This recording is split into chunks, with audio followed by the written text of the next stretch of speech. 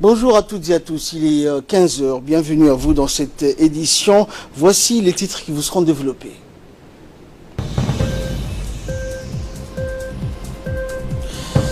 Finale de football dans la région d'Arta, donc un jour de gloire pour l'équipe Artabé pour la seconde fois et selon donc le tournoi d'été de la région d'Arta. Et concernant le Brexit, les Lords bloquent un no deal, l'opposition reste contre de nouvelles élections. Merci à vous de nous rejoindre. Le CFEEF du ministère de l'Éducation nationale a abrité une formation pour les professeurs d'anglais de la classe de 3e année de la base dans le cadre de formation continue. L'inspection d'anglais en partenariat avec le CFEEF donc effectue cette formation pour les professeurs d'anglais en renforcement des capacités. L'objectif de cette formation est de permettre aux professeurs de mieux maîtriser le Jolly Phonics ou la méthode syllabique et la compétence de la méthode communicative, une formation dispensée donc par une experte Tchénaz Djoussa, l'inspecteur Abdul Karim, les conseillers pédagogiques et les formateurs du CFEEF. Cette formation donc durera du 2 au 5 septembre et leur facilitera de mieux s'approprier les compétences de la méthode communicative et la pratique du syllabique en lecture lors de l'enseignement de l'anglais en classe de 3e année. Pour rappel, l'enseignement de la langue anglaise se généralise dans toutes les classes de 3e année de la base. L'année d'expérimentation dans les écoles pilotes a été fructueuse. Enfin, il est important de savoir que la formation continue des enseignants est une priorité prépondérante du ministère de l'Éducation nationale et de la formation professionnelle. À cet effet, le ministre avait souligné dans son discours de la rentrée que la formation du personnel enseignant et non enseignant est un axe majeur du projet transformateur. Le syndicat des bus de la région d'Ali Sabi, en collaboration avec le conseil régional, a organisé ce matin une vaste opération de nettoyage à la gare routière de la ville Assadjoug. Cette journée donc de ramassage des déchets a débuté très tôt ce matin au niveau de la gare routière d'Ali Sabi en présence des membres du conseil régional, du vice-président du conseil régional, Nour Saïd Geldon, du syndicat du personnel et des transports, à leur tête le président par intérim du syndicat des bus d'Ali Sabi, Mahdi Ali Warsama. Au-delà du nettoyage donc de la place, l'opération visait également à susciter un éveil citoyen pour faire comprendre au grand public la protection de l'environnement. Dans une brève intervention, le président par intérim du syndicat des bus d'Ali Sabié, Mahdi Ali Warsama, a félicité et remercié l'ensemble des participants pour cette action citoyenne de nettoyage de la place de la ville d'Ali Sabié. Ainsi, il a remercié le conseil régional, la préfecture pour leur soutien technique pour avoir mené donc à bien cette action de nettoyage. Dans le cadre de la lutte contre la contrebande sous toutes ses formes, hier, donc, les agents de la douane en poste au PK 51, en collaboration avec les gendarmes, ont intercepté un bus au niveau du poste de contrôle du PK 51. Au cours d'une fouille minutieuse effectuée sur le véhicule, une quantité importante donc de cadres de contrebande a été donc retrouvée. L'intégralité de la marchandise donc a été détruite par le feu en présence de la douane et des gendarmes. Les personnes donc impliquées dans ce trafic seront déférées devant le procureur de la République pour répondre de leurs actes.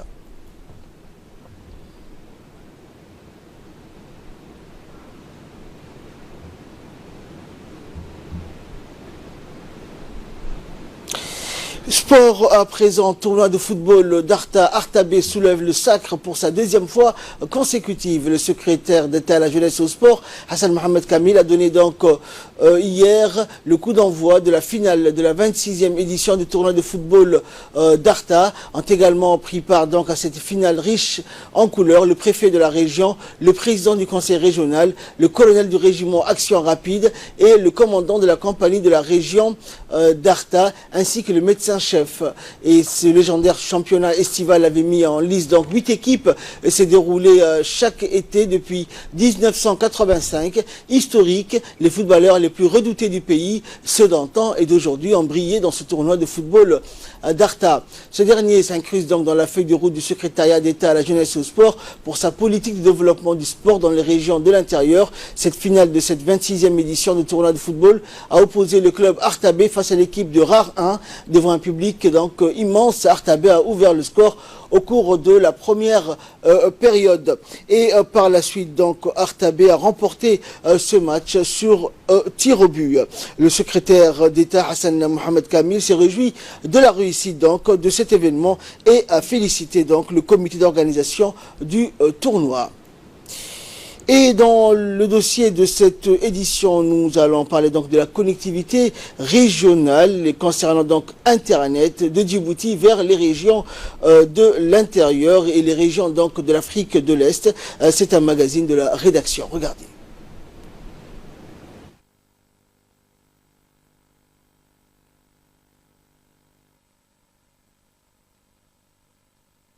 Revenir donc sur le MAG et nous allons passer tout de suite aux nouvelles du monde.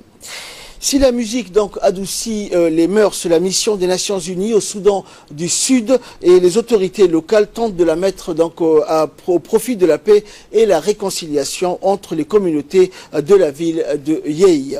Et elle s'appuie donc sur les musiciens à travers des concerts pour véhiculer son message. Les spectacles donc ont réuni des dizaines de résidents qui ont fait le déplacement pour célébrer la paix avec les artistes dans un pays toujours meurtri par les conflits armés.